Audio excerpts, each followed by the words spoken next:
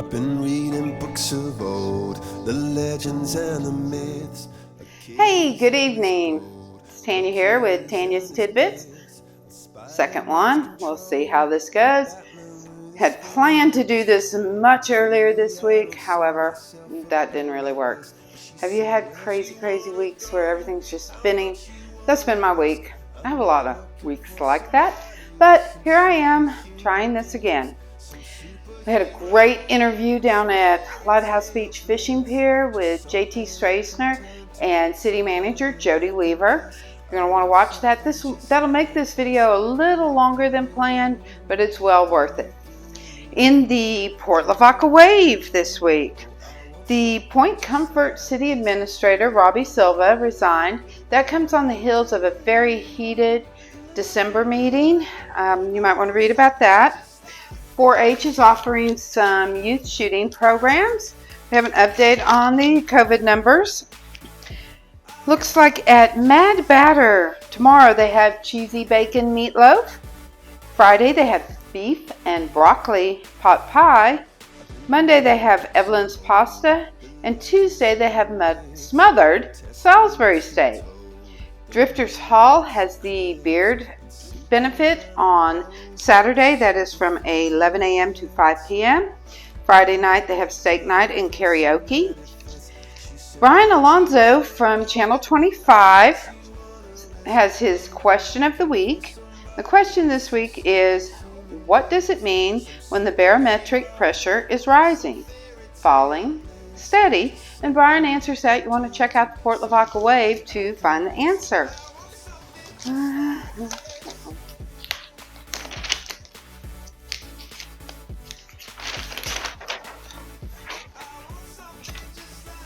Looks like beard benefit on Saturday at Drifters Hall. I think I already mentioned that. Monday night, there is a special council meeting to talk about some local speed limit reductions. You may want to check that out. If you don't want to attend in person, there will be a Zoom link. You can find that on the City of Port Lavaca's website. The new guy talked, JT Straisner, has a column in today's paper. And then, of course, I have been following the journey of Miss Olivia Cherry. You may want to check that out. The letter I read, this most recent one, was 5.5 pages long. It was pretty long, thus writing about it was pretty long too. They're starting to get to know each other. It's pretty interesting. I want to give condolences to the family of Charles Michael Sturm and Janie Lorraine Berger.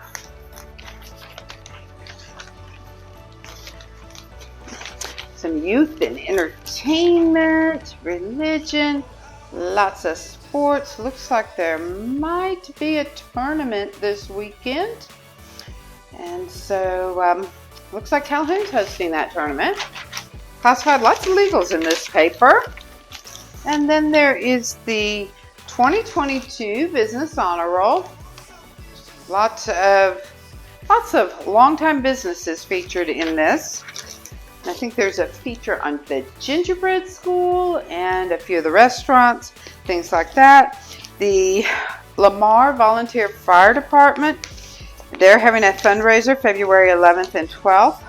Also on the 12th, it looks like the VISD Education Foundation has a fundraiser date night.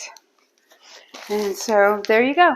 I'm going to lead in to that interview, that walk down the pier between Jody Weaver, with Jody Weaver and JT Straisner, where they talk about the pier, the construction, the D-head, and more.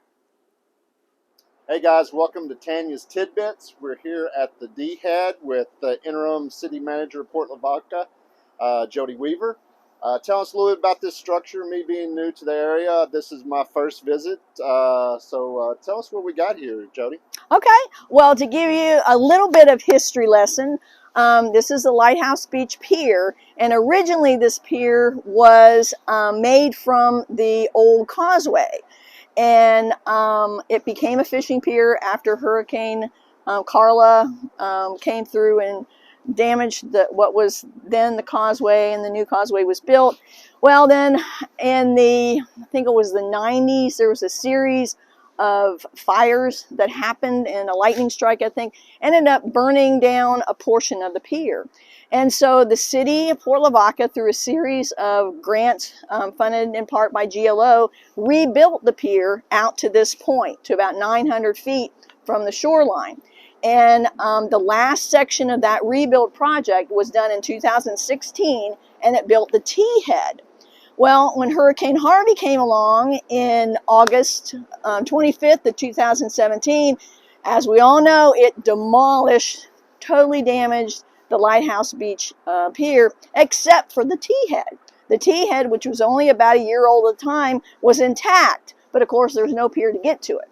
Well, of course, FEMA was not going to fund any effort to rebuild the T-head as part of the pier because it had not been damaged. But FEMA had authorized us some mitigation dollars to increase the height of the pier, 5 feet, 5 additional feet.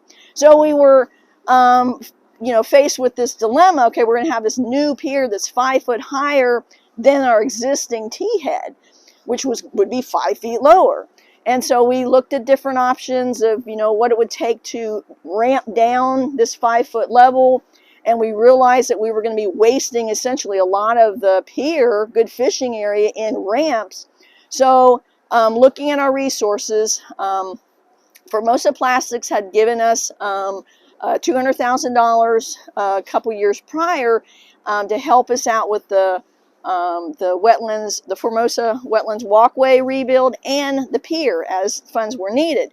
And as it turned out, we didn't need a whole lot of that money with the Wetlands Walkway because nearly everything was eligible for reimbursement by FEMA. And the state of Texas was paying back 75% of our 10% match. So there's very little, like $40,000 of that 200 that we had to use towards the Wetlands Walkway. So we had that additional money available to put into the pier. So council decided that they were going to use that money supplemented with some general fund dollars to go ahead and demolish this T-head that had survived the hurricane and replace it with a D-head at the new height, 5 foot higher. And as you can see, the D-head, we call it a D-head because it's in the shape of a D. It comes out about twice as far as the T-head would have at that time, shaped in a D. It gives a little more room for the fishermen to fish. More people can come out here and enjoy the end of the pier and see the beautiful scenery. Council also decided, as kind of a little extra asset, amenity, would be to add 2 shade structures to the end of the pier. For people that might just want to sit and relax and watch the sunset or whatever. This structure is made of stainless steel. It's designed so that when we get up to like close to 100-mile-an-hour wind, that if we haven't taken the fabric off, the crews haven't been out here to do that, it would blow off itself so as not to damage the pier. Because this is a wooden structure, and the steel structure is supported by it, but can only withstand so much load. So it can't withstand any load that would be created by a full canopy above 100 miles an hour.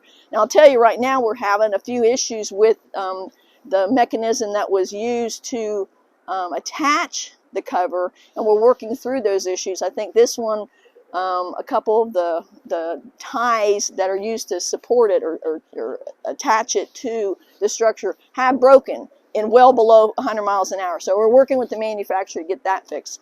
But generally, I mean, the fishermen enjoy this area. I tell you, I've been out here and seeing some humongous fish being caught. It's amazing. Well, I think it's also amazing the resolve of the people and the actions of the city officials to bring this back so that the people here can use it on an everyday basis. And something that was, a huge struggle and a negative for the area, now we have something that's probably stronger and a little bit better Oh, than definitely. what existed previously. Definitely, some of the, in addition to being 5 foot higher, all of the bolts and connections and nails, everything's stainless steel. So it's going to withstand much better the next hurricane, which surely will come our way. We've got twice as many vents or supports on the pier as we did before. So again, it's a lot stronger pier, and I don't want to say I'm ready for the next hurricane, though, because I don't want another hurricane, but we're in much better shape for the next one that, like it or not, surely will come our way and down the road. Well, I'd like to point out to our viewers also that Puxatawny Phil was out here right before we got here, and he saw his shadow, it being 48 degrees and cold, so another 6 weeks of winter for everyone. Oh, so, no. bad news, Y'all have a great week, and I'll look forward to seeing you guys next week. Hopefully, I will get a little better at this. Have a great week, you guys.